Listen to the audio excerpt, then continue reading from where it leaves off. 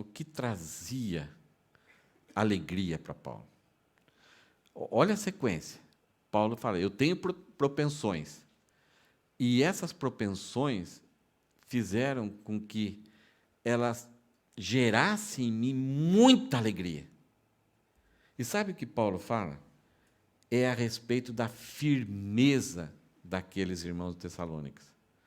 A firmeza daqueles irmãos em algumas áreas gerava em Paulo grande alegria.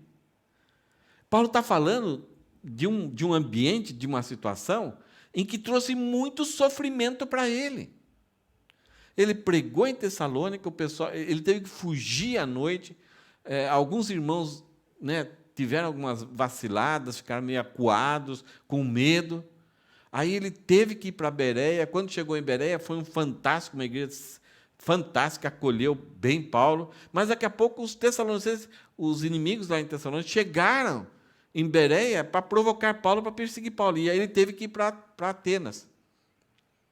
Então, o ambiente era... Paulo falava, eu quero esquecer essa fase da minha vida. Não quero nem passar por aqui. Mas ele se preocupa com essa igreja. E envia até Timóteo de volta. Isso podia gerar problemas para Timóteo. Ele tem as propensões de abrir mão do conforto que ele tem em favor da igreja. E ele fala que aquilo que ele fez para essas pessoas, algumas coisas geravam grande alegria nele. E principalmente a firmeza que esses irmãos tinham em algumas áreas.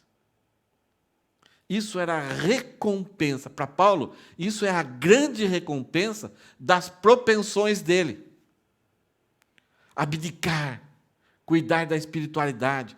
Isso não era os recursos financeiros, o conforto. Pelo contrário, foi uma fase que qualquer um iria esquecer. Mas Paulo está sobremodo alegre, porque a alegria que ele tem é a recompensa das propensões que ele tinha. Que para nós e para algumas pessoas, as propensões de Paulo são loucura. Esquece isso, cuida da sua vida. Você tem que pensar em si mesmo, tem que amar a si mesmo acima de qualquer outra coisa. Para que gastar o seu tempo? Para que abrir mão de Timóteo? Você está doente, está com várias dificuldades. Para que ficar sozinho em Atenas? Você precisa. Mas ele não aguentava. Então, nessas propensões que traziam desconforto para Paulo, ele fala que o grande lucro, a grande recompensa, é que a firmeza desses irmãos de Tessalônica gerava em Paulo uma grande alegria.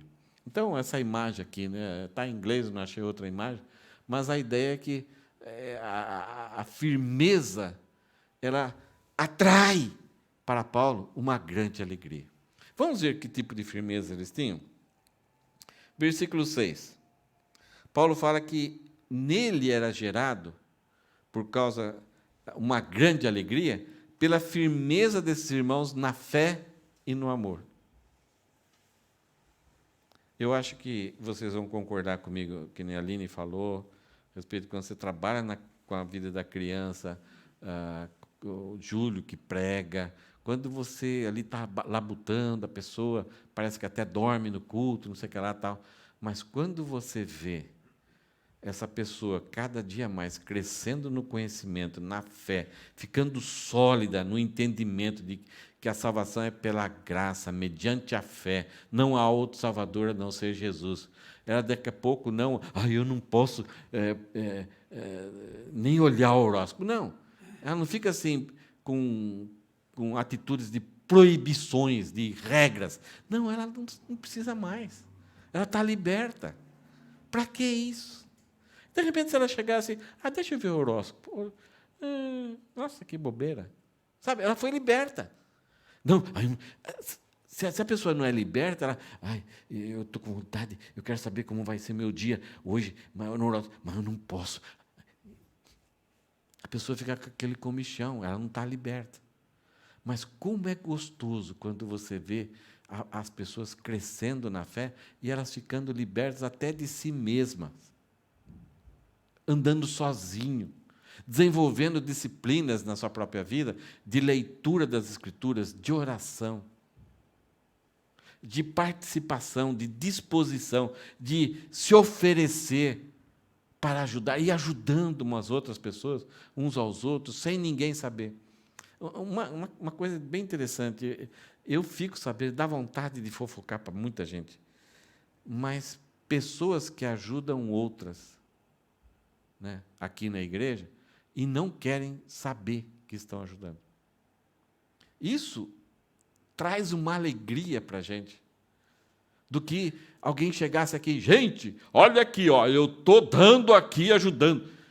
Isso é hipocrisia, isso é uma das coisas mais chatas, mas é muito gostoso. Se tem uma coisa que alegra dirigentes, pessoas que são coordenadores da igreja, é ver pessoas que ninguém sabe, e ela está com aquela alegria, e ela muitas vezes ajuda alguém e nem quer que a pessoa que foi ajudada saiba que foi ela. Isso é fantástico. Isso traz alegria, que a pessoa está crescendo em maturidade, crescendo, caminhando com o Senhor, entendendo o que Jesus fez na vida dela, e agora ela é um instrumento na vida das pessoas. Olha o que Paulo fala aqui. Agora, porém, com o regresso de Timóteo, então Timóteo foi, Paulo abriu mão, ele foi lá e Timóteo voltou. Então, agora com o regresso de Timóteo, vindo do meio de vocês, trazendo-nos boas notícias a respeito da fé e do amor que vocês têm, e ainda de que sempre guardam grata lembrança de nós, desejando muito nos ver, como, aliás, também nós temos vontade de ver vocês. Timóteo voltou e Paulo lá, como que será que está essa igreja? Será que todo mundo abandonou? Será que todo mundo mudou para outra cidade? Ou não quer mais abandonar? Voltaram para o judaísmo? Ou, de repente, estão tudo disfarçado? Como que está? E Timóteo, quando voltou, Paulo, aquela igreja tem uma fé fantástica. Tem um amor fantástico. E tem uma esperança. Você lembra a primeira mensagem do livro de Tessalonicenses? As 3 atitudes básicas da vida cristã: fé, esperança e amor. Paulo, você não acredita, todas as outras cidades ao redor, apesar dos tessalonicenses estarem sendo oprimidos, sendo perseguidos pelos próprios parentes, toda a região da Ásia está ouvindo da mudança que aconteceu na vida deles, Paulo. Eles pregam, não somente falam, mas eles vivem o Evangelho. Verdade. Verdade que está assim. Verdade que eles estão sólidos, que eles estão contentes. E não somente eles falam de Jesus, que Jesus amou o mundo de tal maneira que deu seu Filho. Eles não somente falam isso, mas eles vivem isso, Paulo. Eles vivem entre si. E a Ásia está conhecendo eles por causa do amor que eles têm entre eles e com esses novos crentes que eles estão levando o Evangelho. Então, era uma firmeza sem hipocrisia. O que a pregação do Evangelho é sobre o amor de Deus, e que nós devemos amar as pessoas e levar a graça. Mas não era somente de boca para fora. Eles viviam esses relacionamentos, a intensidade de um ao outro. Então, qualquer pessoa da cidade já esse pessoal aí, olha só como eles se amam. Isso traz inveja, mais perseguição, mas as pessoas, poxa, mas eu nunca encontrei isso. Por que eles são assim? O que aconteceu? Olha a alegria deles. Olha como eles cuidam um do outro. Olha como eles estão preocupados um com o outro. Então, era uma fé que é subjetiva, né? A fé é algo que está na mente, está no coração, mas ela se pronunciava, essa fé, ela se revelava através dos relacionamentos. Não foi assim que Jesus falou? Eu serei conhecido, falou para os discípulos, eu serei conhecido se vocês amardes uns aos outros.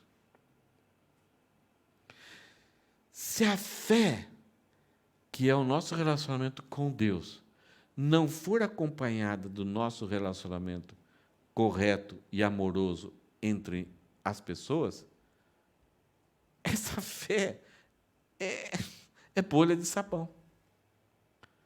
O próprio Tiago, o próprio João, tentaram trazer para as pessoas essa coerência. Se você diz que ama a Deus e odeia o seu irmão, como você pode odiar, amar alguém que você não vê, e se você odeia o seu irmão que vê? Não bate. Então, João chama nós para a coerência.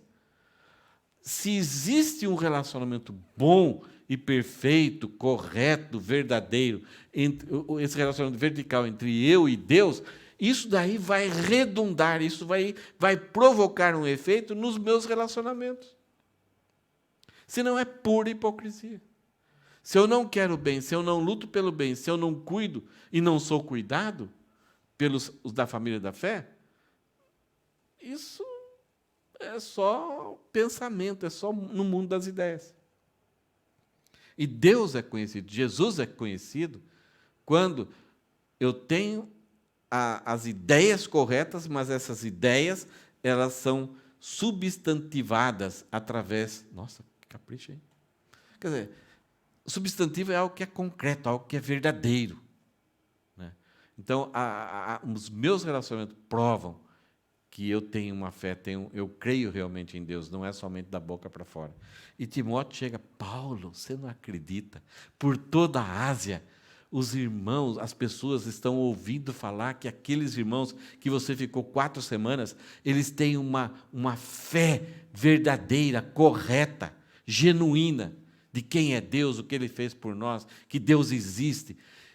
E isso faz com que eles tenham um amor, eles cuidam entre si e também cuidam das pessoas, mostram as atitudes através das pessoas. Por causa disso, diante do sofrimento, eles mantêm a alegria, são firmes, porque eles esperam a manifestação de Jesus Cristo. Eles estão, cada dia que se passa, eles estão mais firmes de que Jesus Cristo virá em breve. Fé, esperança e amor. Vamos ler de novo? Que Paulo fala, agora, porém, com o regresso de Timóteo, vindo do meio de vocês, trazendo boas notícias a respeito da fé e do amor que vocês têm, e ainda de que sempre guardam grata lembrança de nós, desejando muito nos ver, como, aliás, também nós temos muita vontade de ver. Algumas pessoas a gente muda de calçada. Aqui não. Além da fé e do amor deles, eles guardavam boas lembranças de Paulo ali. Como foi gostoso quando Paulo falou isso, falou aquilo ardeu meu coração. E Paulo também demonstra, apesar do que aconteceu em Tessalônica, dele ter que fugir, os irmãos, Paulo, escapa por aqui à noite. Paulo também fala, eu também tenho desejo de ver. Isso é uma coisa muito interessante na família de Deus. É quando a gente tem prazer e a gente valoriza aquele momento de se encontrarmos, de se divertirmos, de comermos, de orarmos, de estudarmos a palavra juntos. Que aquele momento é prazeroso. E não assim, eu tenho que ir lá, eu tenho que ver aquela pessoa. Aí é muito triste. Mas quando você tem alegria, você vira uma criança, você brinca, você ri, você se diverte, e aí você tem que... E quando, de repente, você tem que ir embora para casa, porque está tarde, tem compromisso no outro dia, que são naturais, você tem um pouco de sofrimento. Vou ter que ir. Então, Paulo fala aqui que a dedicação as propensões dele eram recompensadas por essas notícias que Timóteo trouxe para ele, de que aqueles irmãos estavam firmes na fé e no amor. Segundo lugar, com essas notícias de Timóteo, por causa da situação, Paulo fala que ele se alegrava pela firmeza que aqueles irmãos tinham em momentos de sofrimento. Não somente daquilo que eles estavam passando, mas das preocupações do que Paulo estaria passando. Porque ele saiu daqui, lá de Tessalônica, saiu fugindo. E aí chegou em Bereia, a notícia que eles tinham é que aqueles caras saíram de lá, os perseguidores saíram, foram para Bereia atormentar Paulo, e aí ele foi para Atenas, agora não tem muitos recursos, então ele deve estar sofrendo, as costas dele devem estar muito machucadas.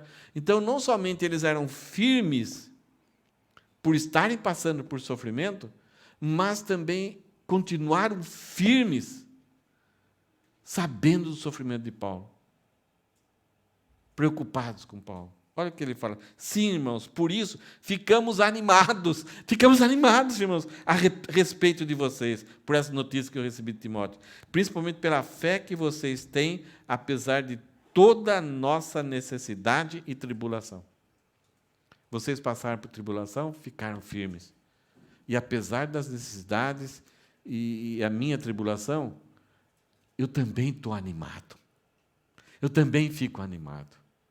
Porque o fato de você estar enfrentando sofrimento e vocês estão firmes, eu, apesar da tribulação e das minhas necessidades, também fico animado.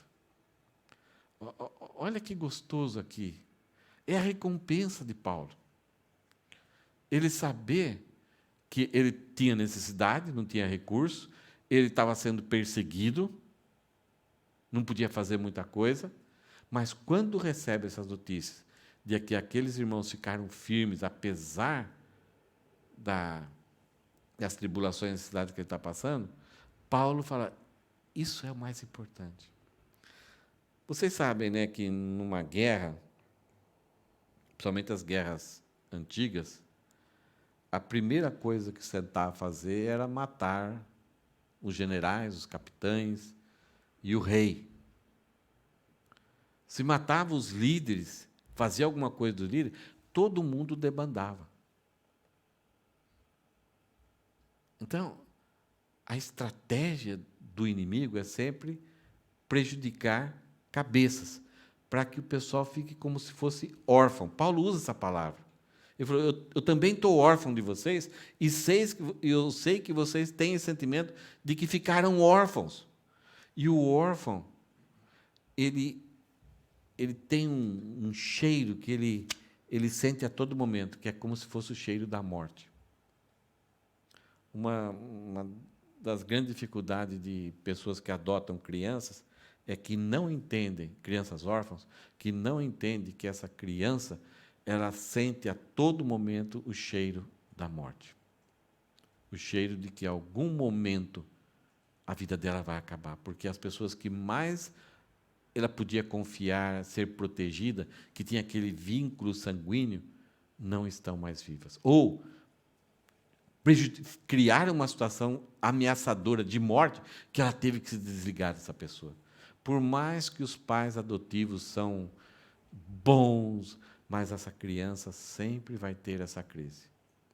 Vai ter sonhos, pesadelos, não confia em ninguém. Para ela restaurar e chegar a crer que Deus é o Pai, que Ele cuida, ela vai ter muita dificuldade. E a pergunta é, se Deus é Pai, se Deus é amoroso, se Deus cuida, por que Ele deixou isso acontecer comigo? Então, se você quer adotar ou conhece uma criança adotada, ela passa por essas crises. E aqui, Paulo está falando, eu senti que eu fiquei órfão de vocês. Parece que tudo ia acabar. E eu sei que vocês se sentiram orfanados para comigo. Mas é tão bom ver que vocês ficaram firmes nessa grande tribulação, nesse sofrimento. E, então, como órfãos, vocês continuaram a viver e produzir frutos espirituais. E ele fala assim de novo, sim, irmãos, por isso ficamos animados a respeito de vocês, pela fé, pela confiança, que vocês têm, apesar de toda a nossa necessidade e tribulação. Apesar de eu estar em sofrimento, as atitudes de vocês trazem ânimo para mim. Então, aqui, eles, por ficarem firmes na tribulação, estão animando, colocando para cima, tirando aquela deprê de Paulo, que não é aquela deprê ruim, mas tem hora que os líderes perdem, dá aquela baqueada, porque você está dando muito, muito e parece que só está acontecendo coisa errada.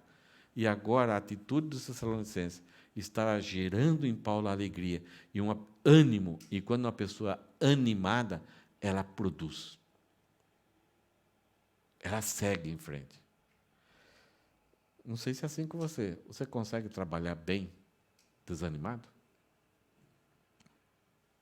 Você consegue sonhar?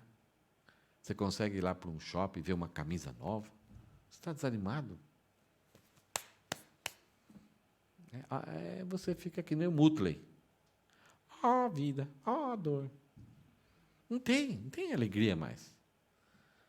Até um prato gostoso de comida fica sem gosto. Você come por comer.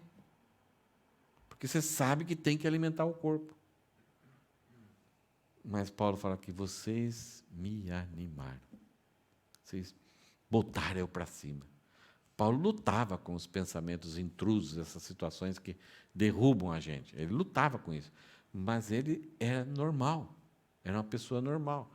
E uma pessoa normal, quando está animada, segura peão. Sai da frente. É outro tipo de vida. É outro tipo de trabalho. E por causa desses irmãos ficarem firmes no Senhor, na tribulação, no sofrimento, na perseguição, essa notícia que Paulo recebeu, Paulo estava muito preocupado, mandou Timóteo para tentar ajudar e tentar resolver na cabeça de Paulo os grandes problemas que poderiam ser. Mas quando Timóteo chega lá, ele recebe essas notícias. Ele fala, sim, irmãos, por isso ficamos animados a respeito de vocês. A pergunta aqui, as pessoas ficam animadas a respeito de nós? Será que o nosso estilo de vida, de permanecermos, de ficarmos firmes diante do sofrimento, tem animado pessoas? Parentes, amigos? Quando alguém liga, a gente pode falar, está difícil, vida, a dor, não estou conseguindo. Mas o Senhor está comigo. Então, a gente não deve esconder os problemas, jogar os problemas para debaixo do tapete. Mas o perigo é quando a gente só foca no problema, quando a gente já diz que estamos derrotados. Nós temos pessoas, já tivemos pessoas aqui na igreja, e temos pessoas que passam por dificuldades, que a gente fica assim, puxa, como que não temos, como que a gente pode ajudar essa pessoa? E a gente fica preocupado e tentamos ajudar de um jeito, mas não é suficiente. Mas quando você vai conversar com a pessoa, eu pergunto, daí, como é que você está? Está difícil. Mas Deus é bom. Hã? Você está preocupado em abençoar? Está preocupado em encorajar? Está preocupado em animar essa pessoa? Mas quando você tem uma conversa com ela, ela que te anima. Aí você fala, eu estou nessa lenga-lenga aqui, eu estou tudo bem comigo, por que eu não estou com essa alegria, esse ânimo dessa pessoa? Então, nós também, quando passamos por alguma coisa, podemos estar encorajando outras pessoas. Nós temos pessoas aqui que nem a Solange, está com a mãezinha com câncer, tratamento, está difícil. E ela aqui, lá. Nós temos a Érica. Conversa com essas pessoas. Você vai ficar envergonhado. Né? Tivemos a Iris, né? Eu sempre erro o nome dela. Que ela foi curada no primeiro momento do câncer, aí compartilhava em tudo quanto é a igreja. Alguns meses depois, ela teve câncer no útero, né? Tirou o útero, tudo, câncer sarou, está curada.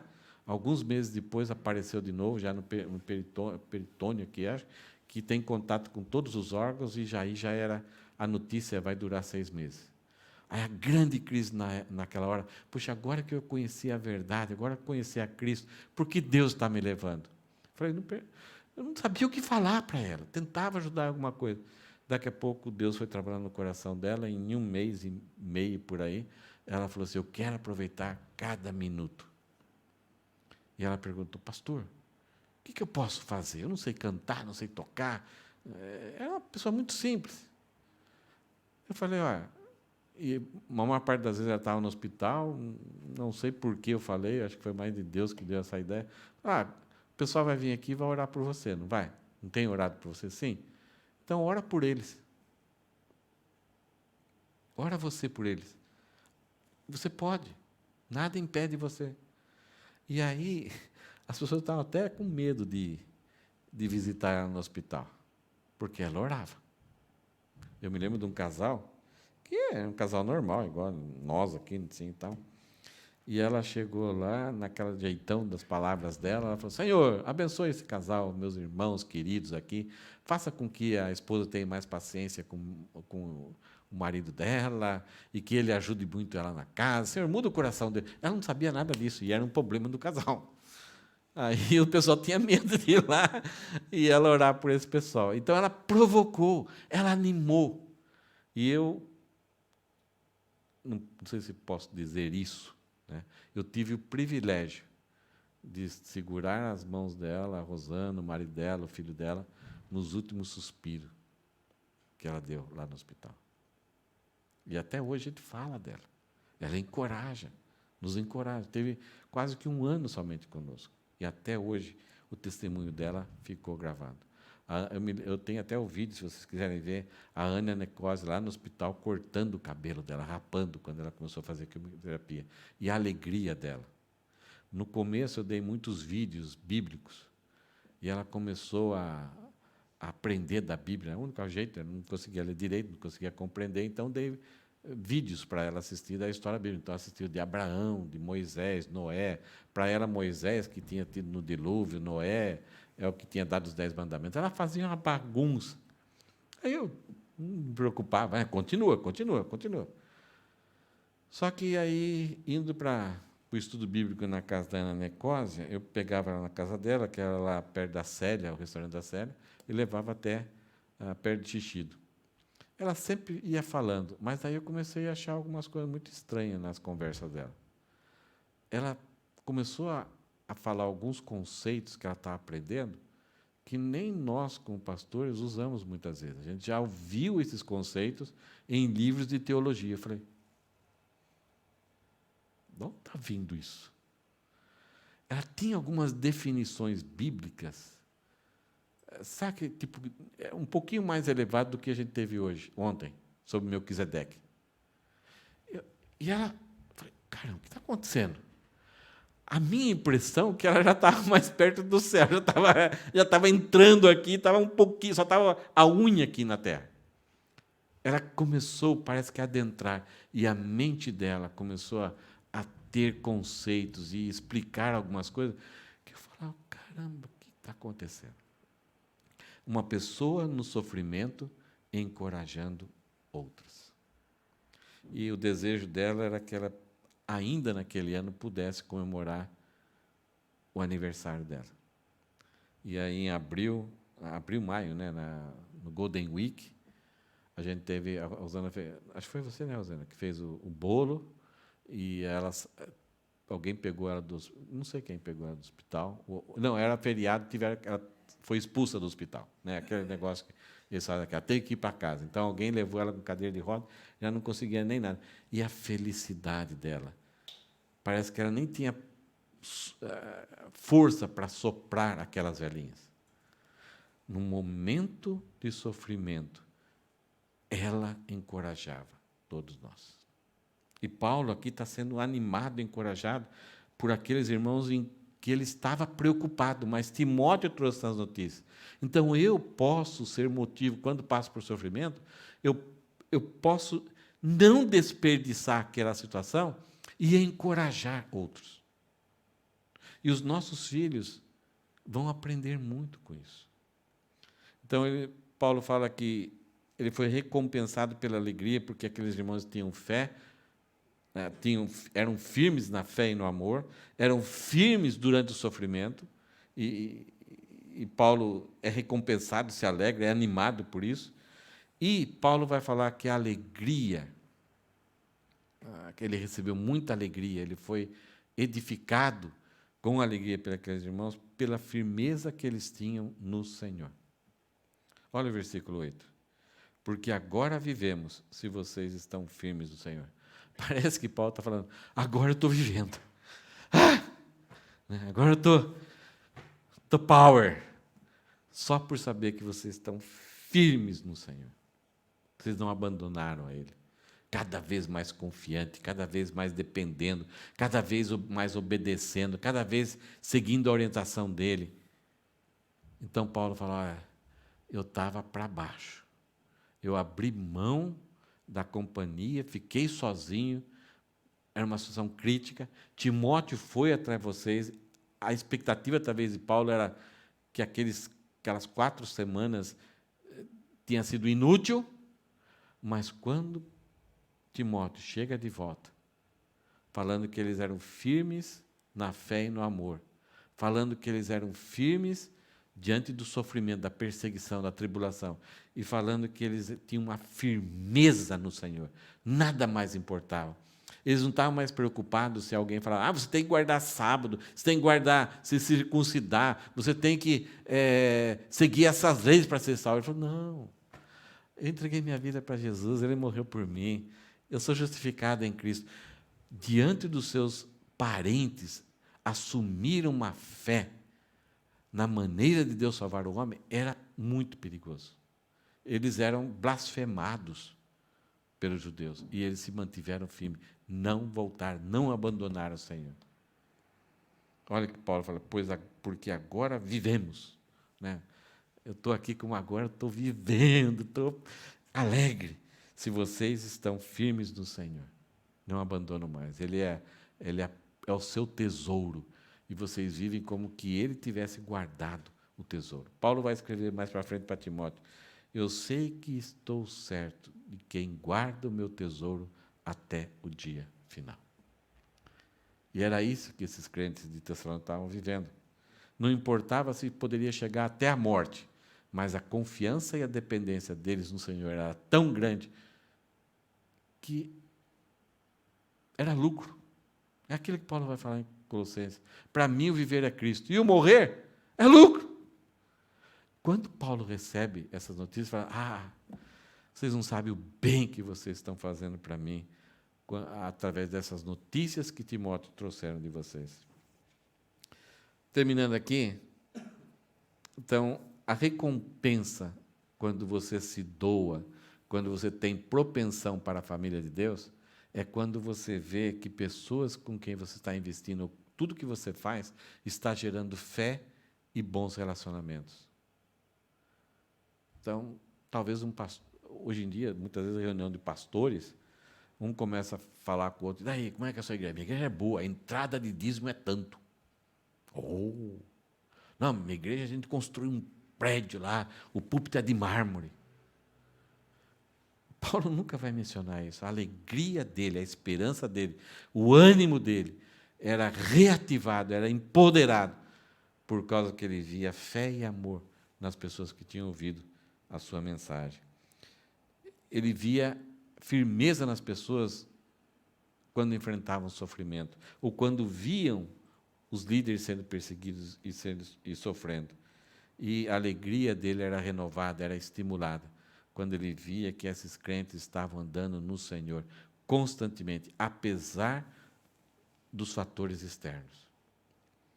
Eu acho que você pode saber como é triste, né? Que alguém que você investiu, quando você se disponibilizou, você cuidou, e a pessoa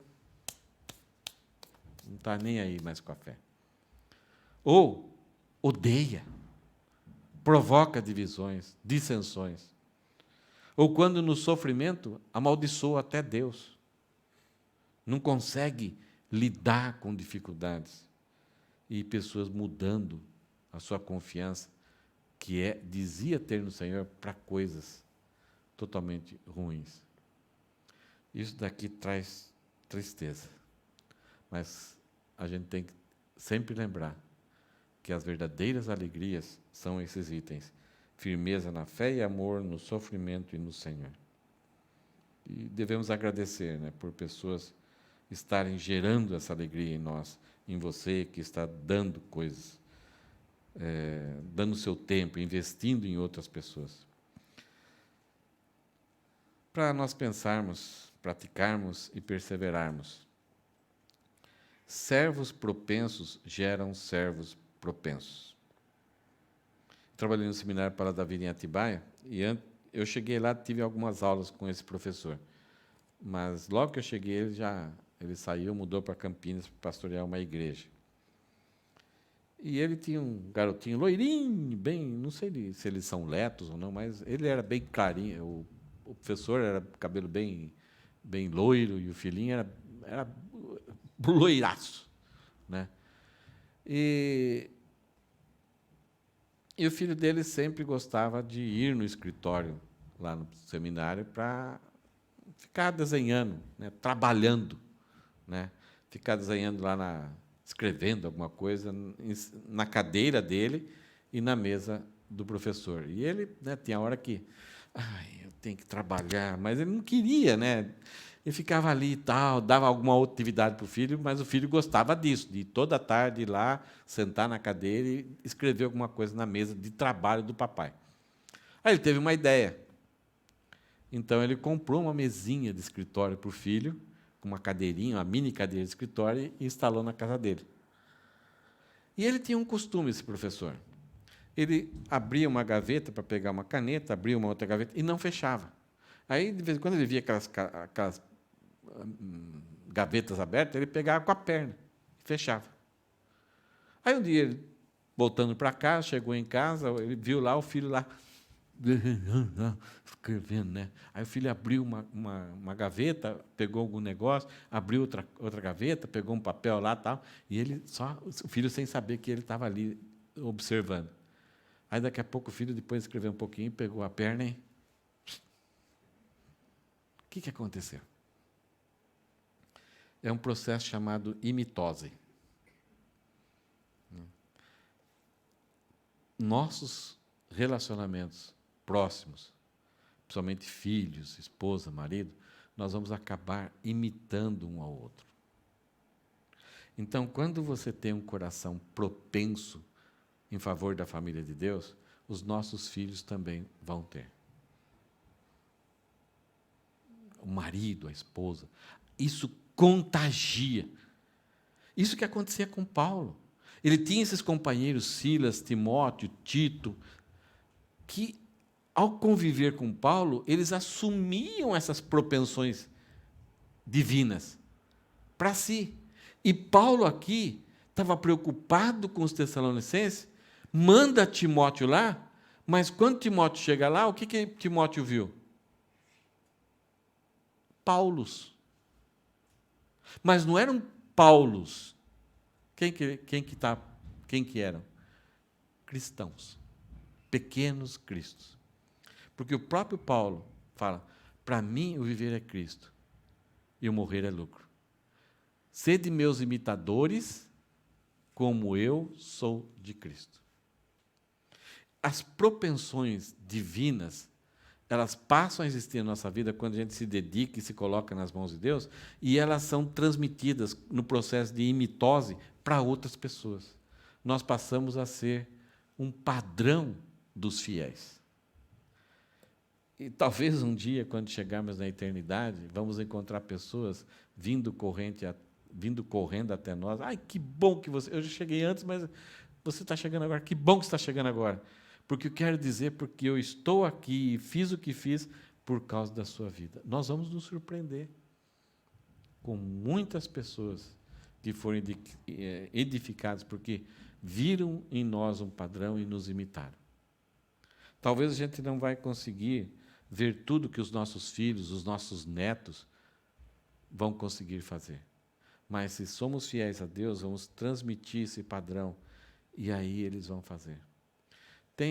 Uma vez eu publiquei aqui na igreja uma comparação entre duas pessoas, um servo de Deus e um cara que era bebum, drogado. Esse servo de Deus, a quantidade de pessoas que ele gerou na política, de governadores, de juízes, de médicos, é um número fantástico de cristãos, de pastores. E o outro, a quantidade de prostitutas, de presidiários, de assassinos. Simplesmente duas pessoas com uma árvore genealógica totalmente diferente. Então, quando temos uma propensão divina, nós, no processo de mitose, geramos e nos surpreendemos. E Paulo ficou surpreso. Ele não ficou frustrado, ele ficou surpreso com aqueles irmãos que estavam imitando, que viram em Paulo a imitação que ele fazia de Cristo. Priorize o Senhor e as Escrituras em sua vida e família. Somente dele vem o rumo que nos conduz a Ele mesmo. Vamos ter uma eternidade para conviver e ficar admirando Jesus e sabendo o quanto Ele é espetacular. Ame a família de Deus, os instrumentos que Ele chamou para a edificação de sua família. Então, muitas vezes, nós mostrarmos para essas pessoas, por exemplo, nós temos o Fábio Quedo, que é aqui da igreja, que foi aqui da igreja. Sempre ele está pedindo notícia da igreja. E ele pergunta de pessoas específicas. Ele sempre se alegra, ele sempre ora. Quando alguém da igreja que tem alguma dificuldade, ele está orando por esses irmãos. Então, ele me encoraja e ele fica encorajado em saber da vida dos irmãos aqui da igreja. Aline, você conheceu ele? Não. Acho que aqui só a Ana Nicole, o Silvio também não, e a Rosana. A Solange também não chegou a conhecer. Né? Ele era um médico, é um médico ainda, cientista que cria medicamentos, trabalhou aqui no Japão, foi para Portugal, mas ele é evangelista. Ele tem um livrinho. Você tem? Tem um livrinho aí na frente que ele escreveu, né? O Vazio do Tamanho de Deus. Acho que é isso o nome. E agora ele está em Portugal quer dizer, acho que já mudou para a Inglaterra. E aonde ele vai, você pensa que ele não é nada, mas ele é um imitador de Cristo. Ele dá todo o suporte, ele ajuda, ele encoraja, com poucas palavras, né? E principalmente através da oração. Juntamente com Deus, devemos ajudar os irmãos a suportar os momentos difíceis. Então, se tem algum irmão que tem alguma dificuldade, vamos contar com Deus, vamos pedir ajuda para Deus, para ajudar esses irmãos a suportar esses momentos difíceis. E a recompensa é que seremos consolados, seremos animados. Amém?